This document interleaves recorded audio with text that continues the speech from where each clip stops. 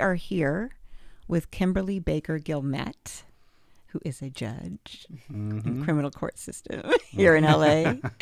And Kimberley, before we start the actual interview, I wanted to ask you if you can recall, what is the nicest thing a stranger has ever done for you?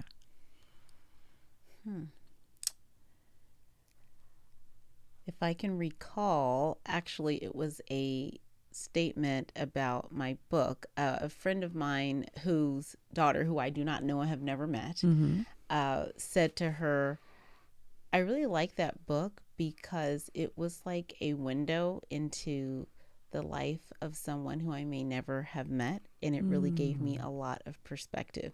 And to hear that from a teenage point of view, from someone I'd never met, completely unsolicited, really resonated with me, because you don't know how something's being received. Totally. I completely understand that. Scott and I get that with the podcast as well all the time.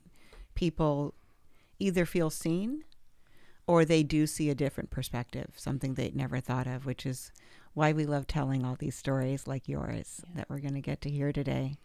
Thank you for that. I am Laura Cathcart Robbins. This is the only one in the room. But I'm never the only one in this room because, as usual, my boyfriend, producer, and co-host, Scott Slaughter, who I call Hun, is here as well. Hi, honey. Hey, honey. So like I said, we're talking to Kimberley Baker Guillemet. She's served the community for the entirety of her adult life. She's been a teacher, a college-level instructor, attorney. She's currently a judge. Like, that's such a big deal. And now she's an author, and her book is called Black Prep. What's the subtitle? Life Lessons of a Perpetual Outsider. Life lessons of, see, that's so perfect for us, right? Exactly. And so we're going to talk about your book and we're going to talk about you. But first, I wanted to just shout out the person who connected me to you was Lynn Alicia Henderson. She's amazing. And wait, is that her last name? Yes. Okay. All of a sudden, that just sounded wrong. Okay, so the person that connected me to you was Lynn Alicia Henderson. She's always looking out for people to connect us with. She's just amazing. And she's a super fan of the show. She is a super fan of the show. She's one of our Patreon members, which is really nice. And she said, this is a story that's made for the only one in the room. And then how did you get connected to?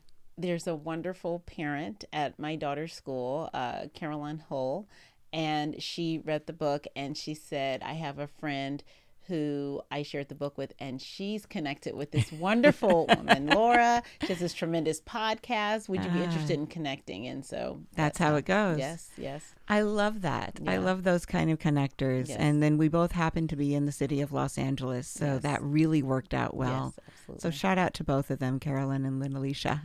Absolutely. All right. So I'm going to talk about you a little bit. You were born and raised in Los Angeles. Immediately after graduating from Stanford University, I think you're our third Stanford guest. You were a public school teacher, which is really cool. You served as Deputy Attorney General for the California Department of Justice under former Attorney General Jerry Brown, who was also the governor at one point, twice. Later, former Attorney General and Vice President now, Kamala Harris. In 2015, our mayor, Eric Garcetti, our former mayor, now our mayor is Karen Bass, but he appointed you to launch the city's first ever Office of Reentry. You'll tell us what that means later. Yes. And in 2018, you were appointed to the Los Angeles Superior Court by Governor Jerry Brown. So that's actually enough. we could just in the interview. There's so much there. I know those are the highlights of that journey, but that's a really impressive journey, first of all. Thank you. I actually don't know anyone personally with those credentials. So really, I was just reading it and I was like, wait a second. Let me go back over this and really absorb this. But you and I were talking, I think we had a Zoom, right? Yeah. And we were both Black girls in predominantly white schools, independent schools. Yes. Or private schools, however you want to say it. I was definitely a curiosity at my school, my hair, my skin, but I don't remember any bigotry being directed toward me. during that time. And maybe it was, and it just went over my head because I didn't recognize it as bigotry, but I also didn't feel that energy directed toward me during that time. So in your memoir, Black Prep, you talk about visiting Marlborough, which is an elite all-girls school here in Los Angeles, another independent school. You have this great conversation with your tour guide the night before. And for any of you who aren't familiar, usually what happens at these schools is when you go to visit as a student, you're paired with somebody, a peer, who is in the same grade, that you're either going to be in or are in, and they take you through the school so you get to see it with a peer. So you had this great conversation with her. Her name was Emily. I don't know if her name was Emily, but her name was Emily in your book. Yeah. And tell me what happened when you arrived. Yes. And yes, for the record, pseudonyms were used. Okay. Yes. We'll call her Emily. Yes, we will call her Emily. And I will also say I applied to 4 schools, and I intentionally didn't identify which school this took place, but this did happen. You didn't? I did not. But I'm just saying that for the record. But yes. So the night before my shadow day, I had this great conversation with Emily, and I was very intentional to make sure that she could not tell that I was anything but Caucasian. I didn't want her to feel uncomfortable. And I think a lot of us can identify with not wanting people to feel uncomfortable. Mm-hmm. And so I really did my whole Valley Girl accent. I just everything I could to make her feel like I was a person with whom she could identify. And you were how old? I was 12, or was maybe you were still 11. I think you were 11. Yeah. Yes, you're right. So you knew enough, even having grown up in this very, very Black environment, right? Because you had been in Black public schools prior to that. Yes. You knew to code switch. I 100% knew. Yeah. And I knew I needed her to feel comfortable. I didn't want her to think I was in any way different than she. And so I really, really tried to identify with her experience on the phone. And, when she talked about, visiting family or visiting, going places on vacation. Oh yeah, I know how that is. And talked about her nanny. So experiences I knew nothing about, but I knew I needed to make her, I felt like I needed to make her feel comfortable in the conversation. So we had this great conversation. I said, see you in the morning. And we signed off. So the next morning I get to the school and I go to the security booth and ask, is Emily here? Is there anyone by the name Emily? And he pointed, well, that probably over there, those young people there are probably waiting for you for shadow day. So I walked up, the girls were talking, just very animated and having a great conversation. And I asked, is either of you Emily? And she kind of looked up like, why are you talking to me? But said, I'm Emily. And I said, oh, hi, I'm Kim. And extended my hand, and she looked up and said, you're Black. And so I was taken aback. I was not expecting that. I think to an extent I was thinking, well, maybe my efforts to make her feel comfortable backfired because now she's really shocked that I'm Black. But that was quite unexpected for me. I didn't think that was going to happen. Yeah. And so she was out there waiting for you. Yes. But wasn't checking for you because she was not checking for the Black girl coming up to her. Exactly. It never crossed her mind that I could be her shadow for the day. And she was sitting with someone, right? Yes. And was that the person who ended up taking you around? Yes, her friend who was really kind. And as soon as Emily said that, her friend was so embarrassed and just was trying to, as best she could, smooth it over. And she said, oh, let's show you around. And so Emily seemed a bit disgusted that she had to continue with this, but over time, everyone kind of warmed up. But I went to school with her. I'll stop there. Oh, okay. I'll stop there. But you ended up going there. I did end up going to Marlborough. Yes. And so I'm not going to say what school where that was, but yes, I went to Marlborough. And, I think in general in that time, and you and I talked about this, independent schools were really only historically for people of means, a certain pedigree, and didn't have as much diversity as they do now. And so for everyone involved, it was really a new world. And so yes, the school, the Buckley School, which is where my children went, it was all male for a number of years, and Black people were admitted in the 60s. Wow. So it was intentionally for a very specific demographic Absolutely. for a long time, and that was the way they felt the most comfortable. Yes. I mean, I'm proud to be a founding member of their Committee on Diversity. Awesome. The DEIJ board. Buckley has made a 180 in how they look at diversity and how their inclusion policies and what the campus looks like. But at some point, they were not out of step with their sister schools in how their campuses looked. Absolutely. So so this was new territory. What year was this, though? This was 1990. 1990. Yes. So it shouldn't have been new territory. Agreed. Yes. But it most certainly was.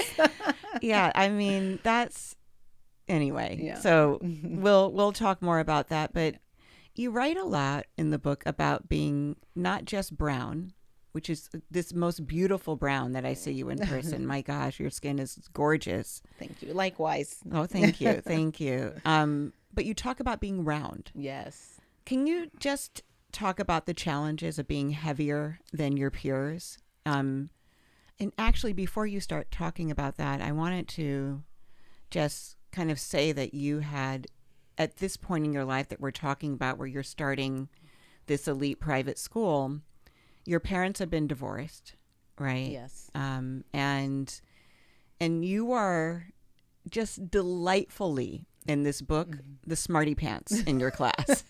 Like, you're just like excelling. You need more work. You're in gifted. You need more stuff. Then you finish your work early. You're this really, really like hungry for learning kid, which is beautiful. I don't actually know very many kids like that. Oh, thank you. And then you also talk about the challenges of being, like I said, comparatively rounder than your peers, having parents that are divorcing.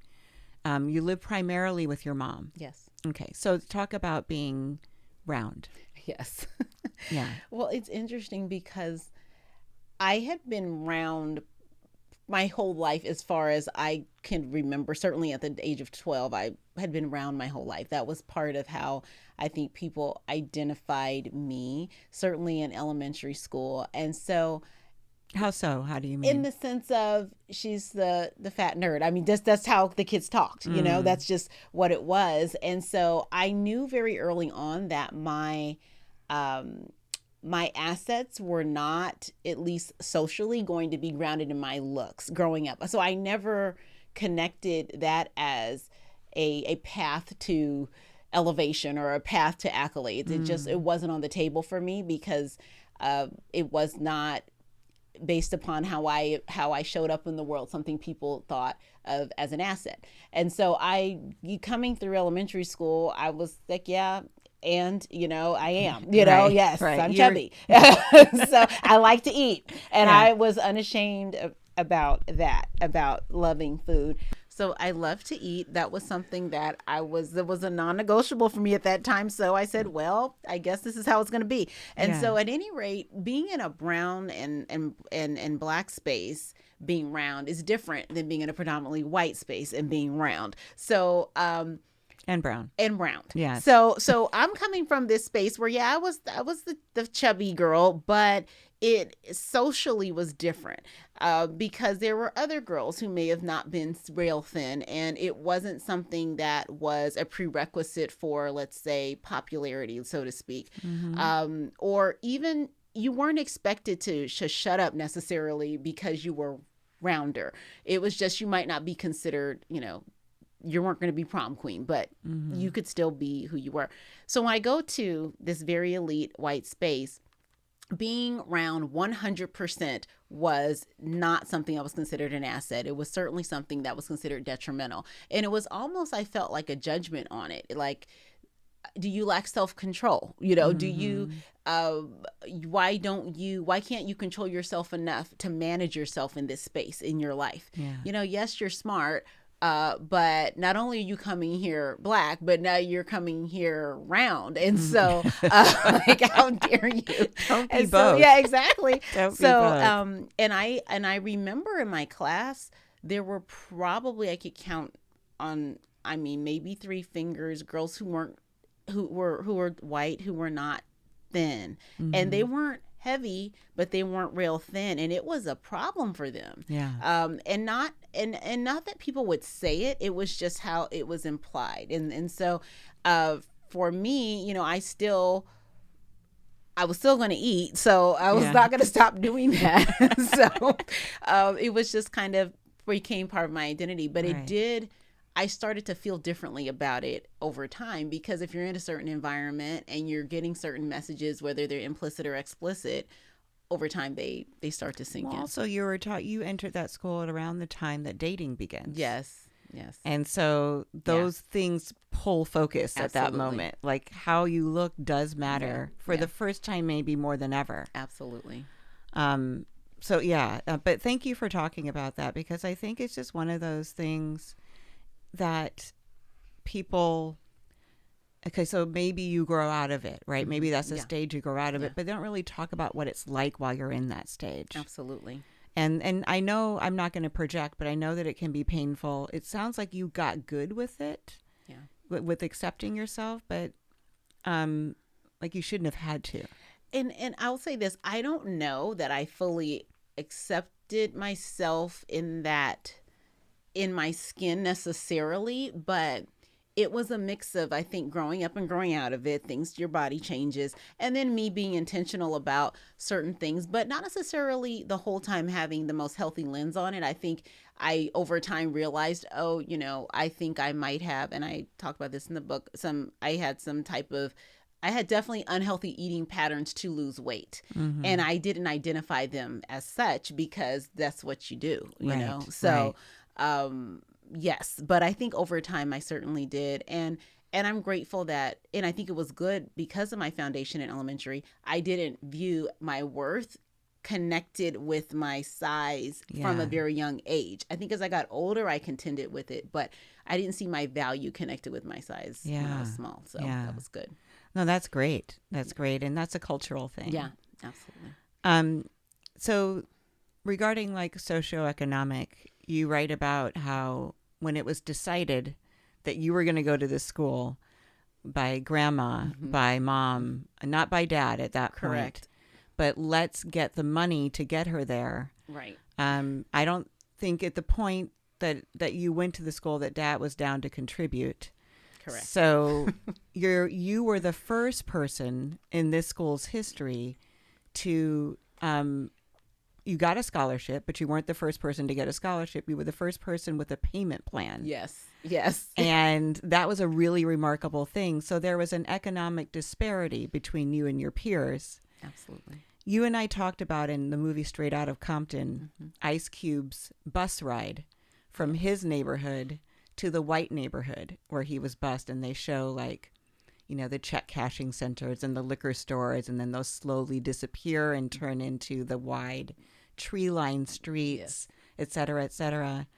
You said something I'd never heard of, which was rough, tough, and dangerous for the RTD, which is our bus system here. Yes. So tell us about your ride and what that was like for you, and that disparity and that difference. Absolutely. It really was a metaphor for that time in my life. And so I lived in this area, which is a very nice area, kind of separated from the main streets, four blocks, called Wellington Square. Very kind neighbors, very connected community. But we were abutted by Washington Boulevard, and the next major street that ran north and south was Crenshaw. And so my mother could not get me to school most mornings, especially when I was younger, because of her work schedule. And so I had to take the bus. And so I would walk down Washington to Crenshaw. And when I came to Crenshaw, it was just this complete amalgam of people, but in all generally working class, certainly not people with money, but there was a laundromat, I believe, 2 or 3 gas stations. There were moms walking their children to school. There were, unfortunately, certainly women who made their money using their bodies at night and were coming in from the night. There were high school kids, and high school kids who went to the school that was right down the street, LA High, and then there was a middle school, Mount Vernon. And so nobody that was going to Marlborough. I was the only one. Yeah. So I would make it to my bus stop, and they called it the rough, tough, and dangerous for a reason, the RTD, because it was rough, tough, and dangerous, and you really had to have your head on the swivel because you never knew what you were going to experience. And I tended going there, keep to myself, but I did talk about this in the book, this one experience where, sometimes people would challenge me, like, who are you? Where are you from? Because I was a young Black girl. And that was the environment at that time, certainly in the 90s. There was significant gang culture. Yes. And so I had to contend with that.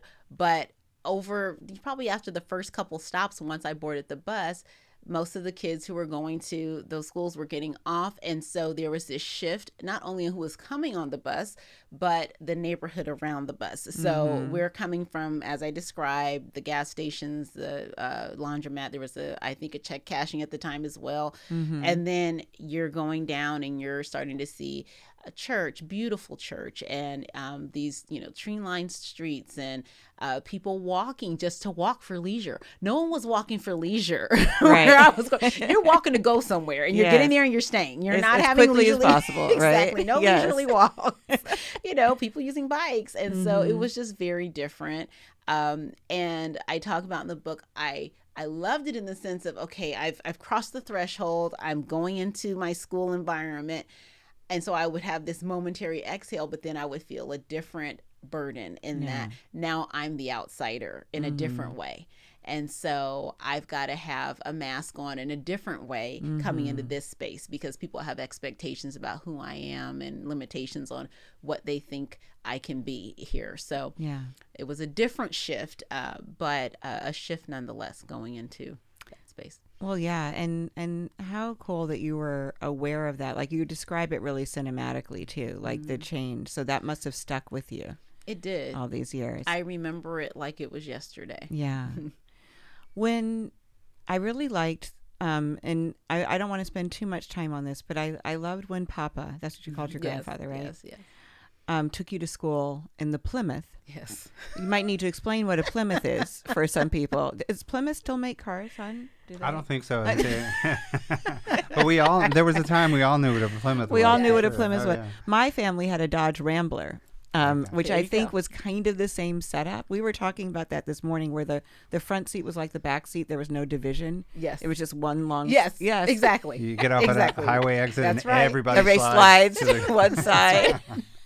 100%. Yes. So the chapter, I think, is called "Don't Be Ashamed of Who You Are." Yes. Tell me about that moment with your grandfather. Yeah. Yes. So Papa, he was my mom's dad, and he really, in many ways, was a father figure to my sister and I. My dad certainly was in our lives and as present as he could be, but because I did not live most of the time with him, my Papa was the one often there taking us to school when he could. And so Papa was a very proud man from Virginia. And so where in Virginia? Roanoke. He's from Virginia. Oh, and my dad liked to be called Papa as well. Oh, Papa, yes. Isn't that funny? Yes. Okay, so he was from Virginia, and he called his father Papa as well. So I think it's a Southern thing. Yes. So he was, grew up completely just with nothing, and so everything he had, he worked for. And as you can imagine, he was born in 1908, so he really anything he had, he worked for. Yeah. And so he was an entrepreneur. He and my grandma had bought this home in this neighborhood, and he really, really, really always was just very proud. And so, he was supportive of us going to this school, but didn't know much about it. But anything my mom asked, he would do. And so she asked him to take me to school one day.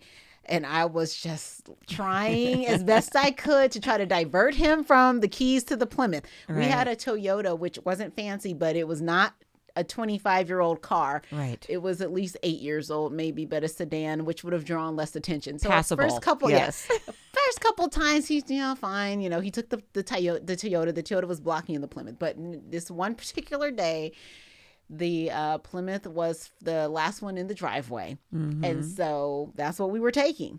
And so we get in the car and I'm just thinking, what am I going to do to try to, as best I can, get him to either not take it. And then once I have to get in the car, draw as little attention as possible. So anyway, we're driving down. We're in this loud, rambling car. It's smoky. And at Marlborough, when you come into the front of the school, there's this turnabout. So everybody gets dropped off. Everybody sees everybody out of the car. Yes. So here we go. We're in the Plymouth. So on the way, I devised a plan that I was going to have a headache. And so I laid down in the back seat and he's like, what are you doing? So I have a headache.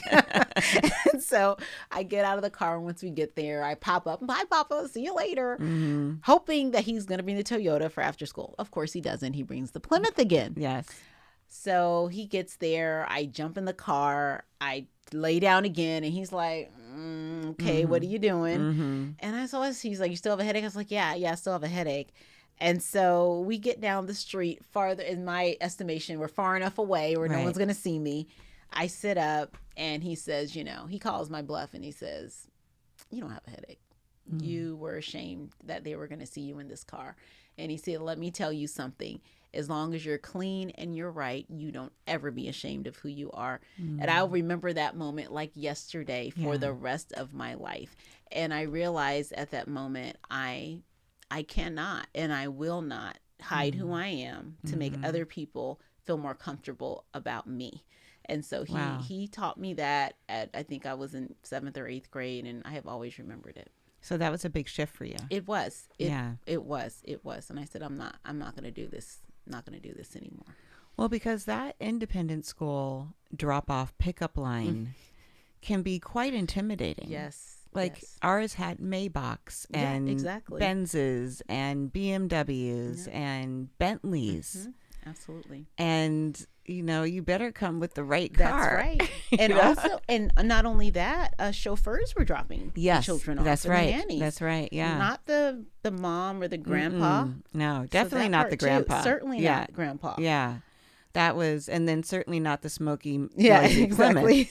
Exactly. But there will be judgment, right? Absolutely. As there is admiration for the people who get dropped off in the Bentleys.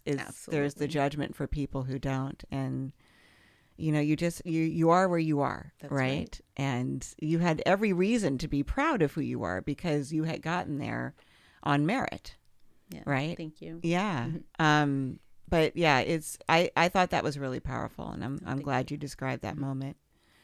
So I talked about how you're always delightfully hungry for knowledge throughout this whole book. You thrive in academic environments, at least in the book you do.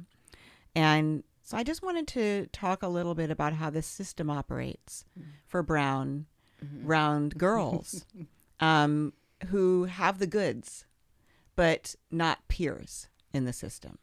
And how was that for you? That's an excellent question. Well, I would say that I came to the school knowing, okay, I'm here because I'm smart.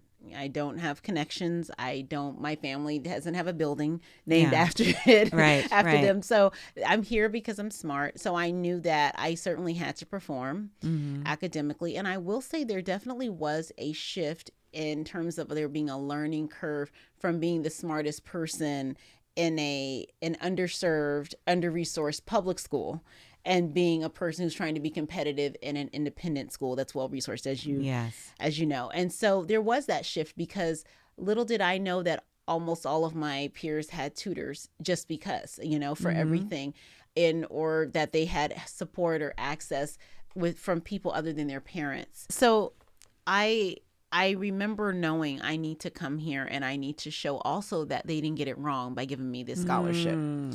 So I have to come here and I have to perform. I have to perform well. And so I certainly felt that pressure, and I didn't feel comfortable asking for help because I already knew people knew I was on financial aid. They saw my grandfather's car. Like they saw, they knew, and they assumed, of course. And so I didn't want people to think, oh, look at her. She's here on scholarship and she can't even keep up. And so I certainly felt this pressure of having to figure it out.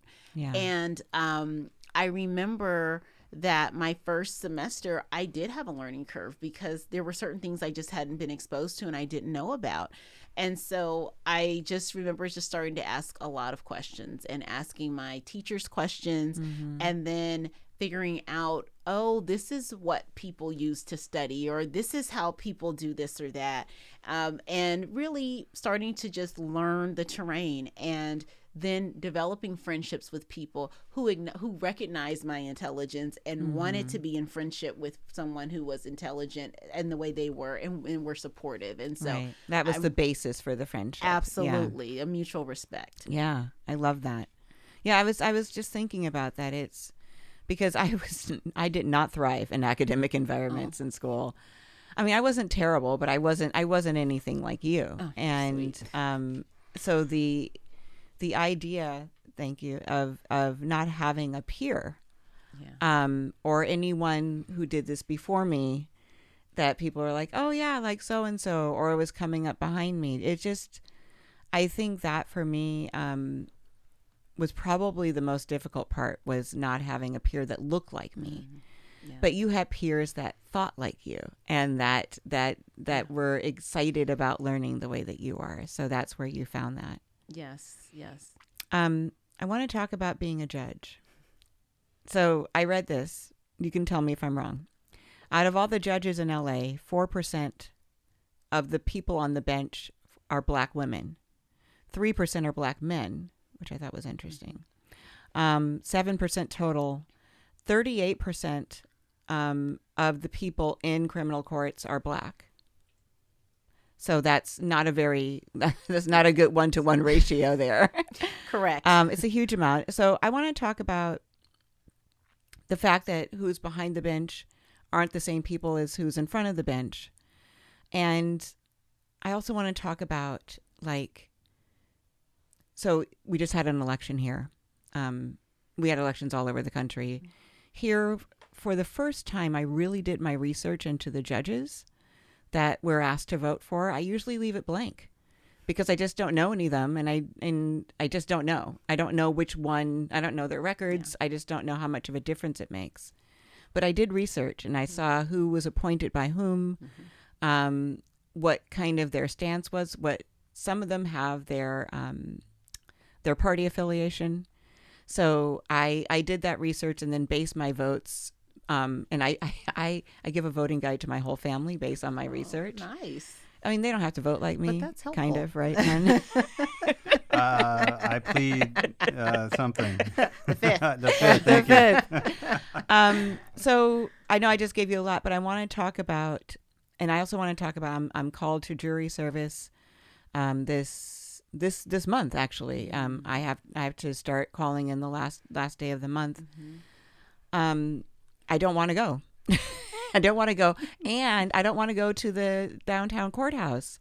But what it said was they're trying to diversify the groups there. So that's a lot. I want you to talk about all of that, though. I want you to talk about what it's like to be on the criminal courts, how important it is that we serve on juries, how important it is about who we vote for, because what does that say about sentencing? Yes. And jury instruction and all of that. Absolutely. Yeah. Well, thank you for asking. Yes. And I will say one thing that is always just such a centering force for me whenever I think about our criminal justice system is my grandfather.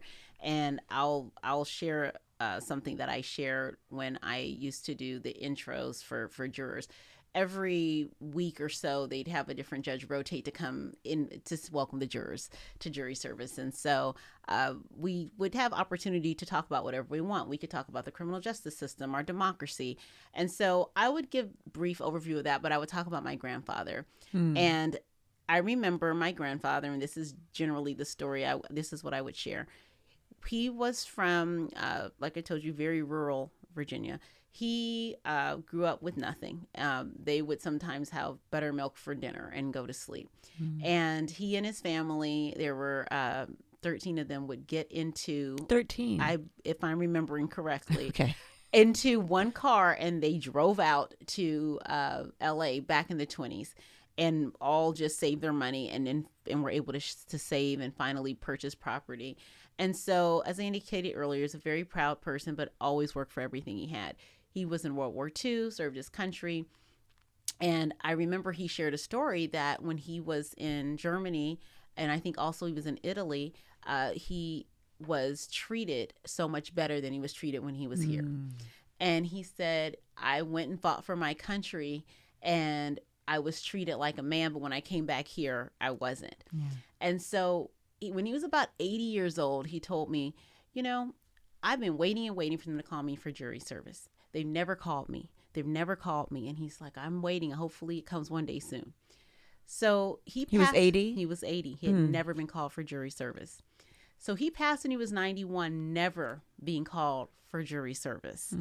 And I remember, but before he passed, I turned 18 and I got my first summons, and I was like, I don't want to go. And he told me, how could you say that? I've been waiting my whole life to be called for jury duty, and I've never been called. This is a privilege. You go. And so I remembered that.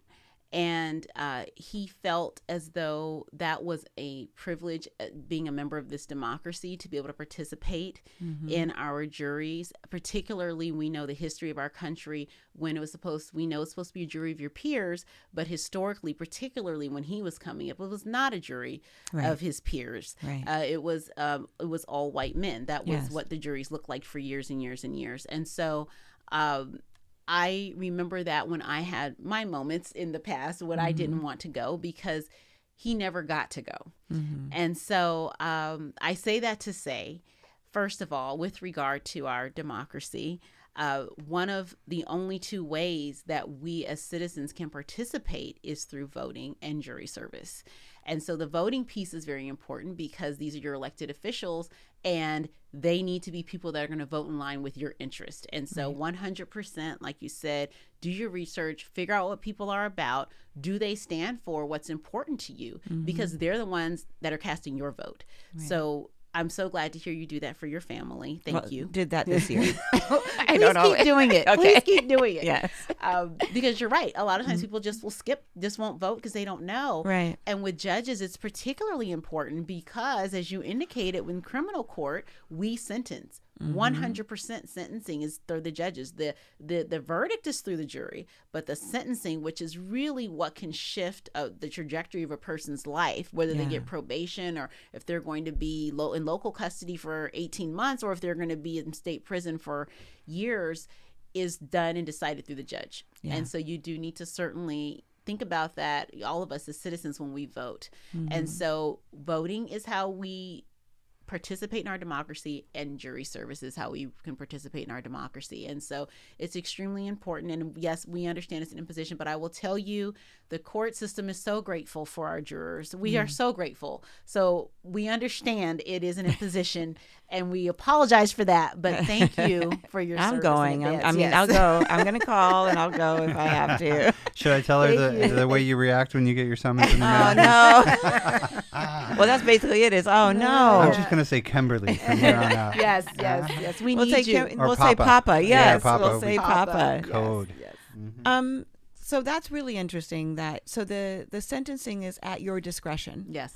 But there are guidelines. There are guidelines. Yeah. Yes. And do you have to operate within those guidelines? Yes, you are to operate within the guidelines. And in certain crimes, we'll have essentially it's a sentencing low, mid, and high term, and then the judge, based upon if there's circumstances in aggravation or in mitigation, can select high, mid, low, and then they give reasons on the record why they're selecting which term. Okay. Yeah.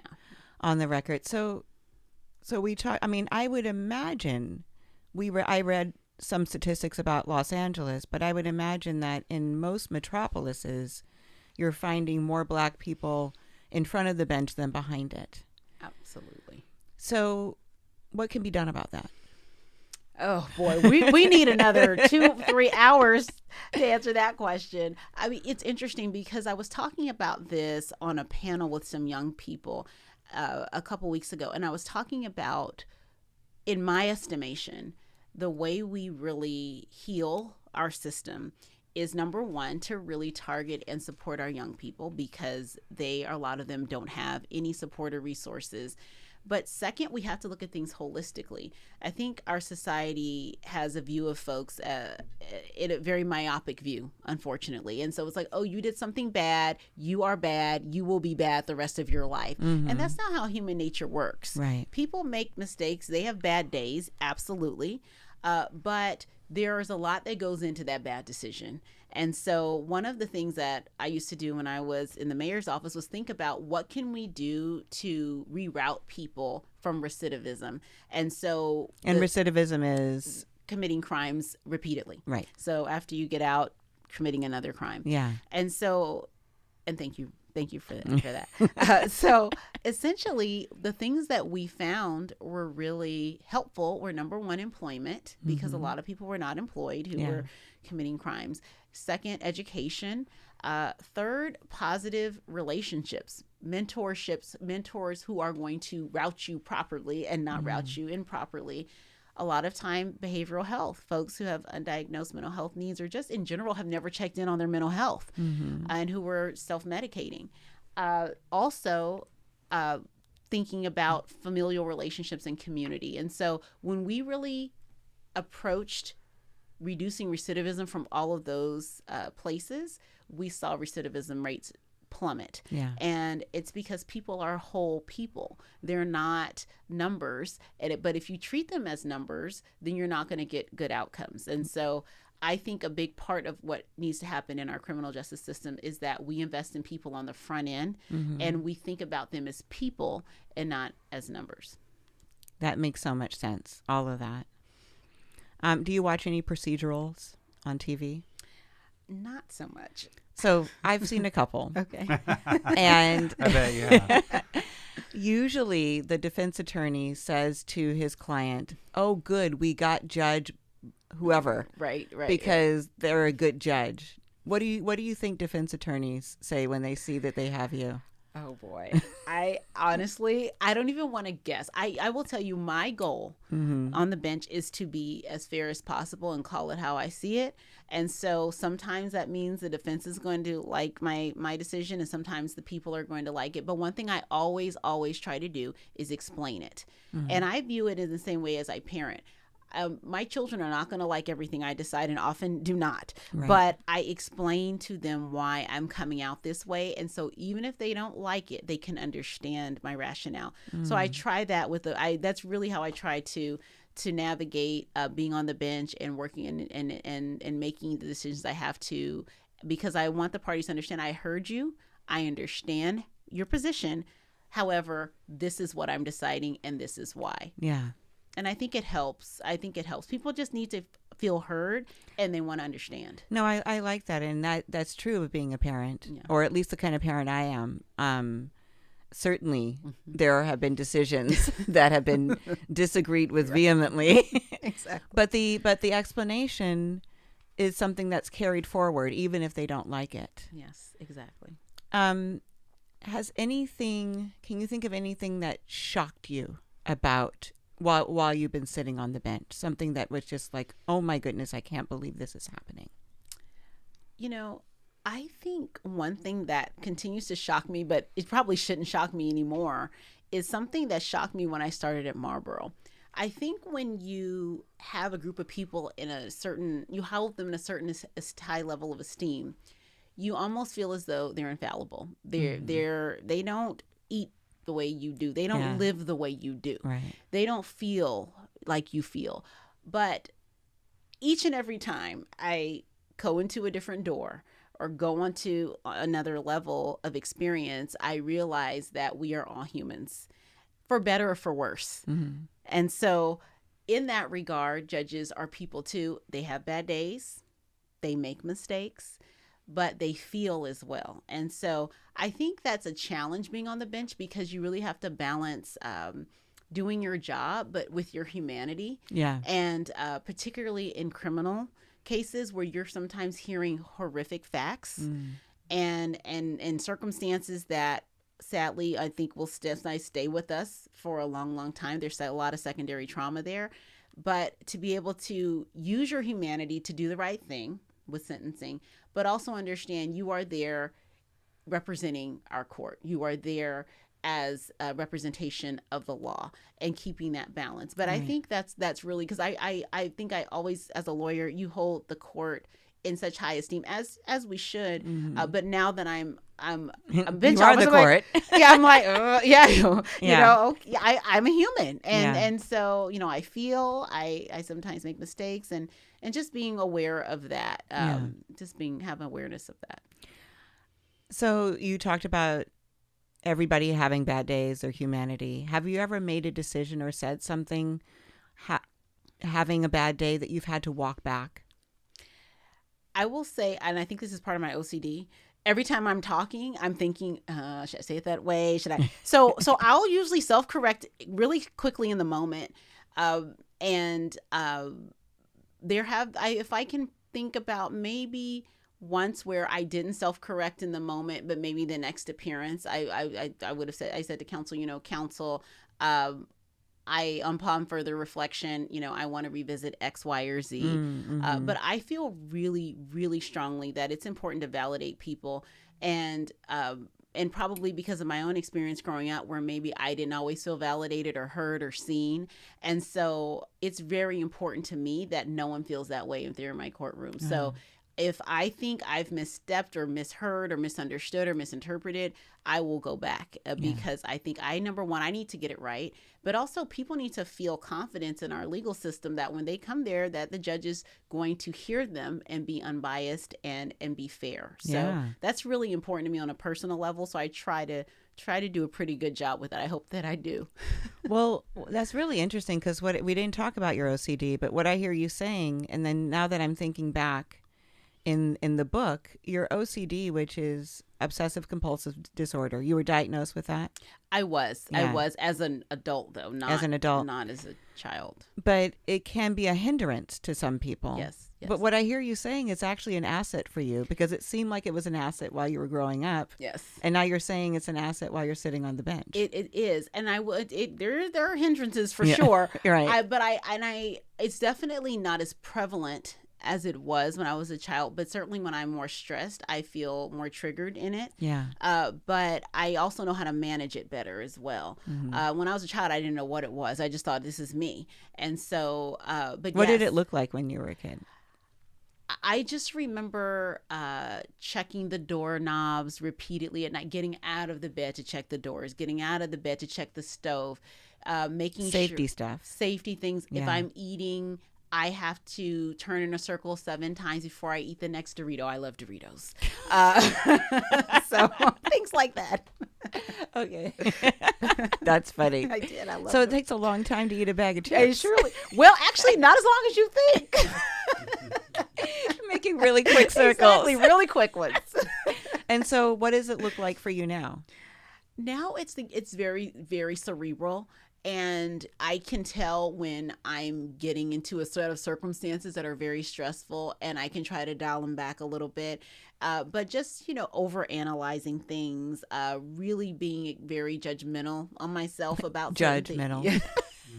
But true. Yes. So I try to be mindful and say, okay, we need to slow this down. I don't have to do that commitment, or give myself grace in my decisions and things that I do. Decisions in life, not on the bench. So it's less behavior now and more thinking. It's more thinking. Yeah. Absolutely. Absolutely. Really interesting.